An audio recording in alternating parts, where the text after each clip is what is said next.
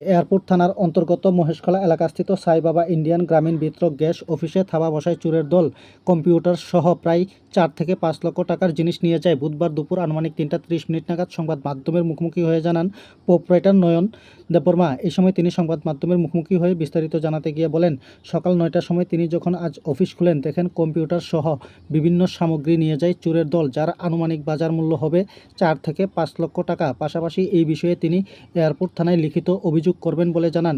স্থানীয়দের ধারণা ড্রাগস সেবনকারীরা এই চুরিকাণ্ডটি সংগঠিত করেছে। পাশাপাশি এই বিষয়ে সংবাদ মাধ্যমের মুখোমুখি হয়ে বিস্তারিত জানান তিনি।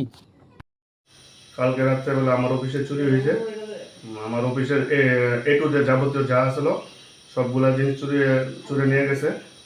আর এই জিনিসগুলির ভিতরে উল্লেখযোগ্য হলো আমার অফিসের যে সিস্টেমটা, কম্পিউটার সেট, প্রিন্টার মেশিন, তারপরে গ্যাস স্টোভ, তারপরে সিলিন্ডার, রেগুলেটর, তারপরে আরও যাবতীয় অনেকগুলো জিনিস ছিল, এই সবগুলো চুরি নিয়ে গেছে। যেগুলি নিচ্ছে সেগুলির আনুমানিক বাজার মূল্য কত হতে পারে? এটা বাজার মূল্য 4 থেকে 5 লাখ টাকার মতন মাল নিয়ে গেছে।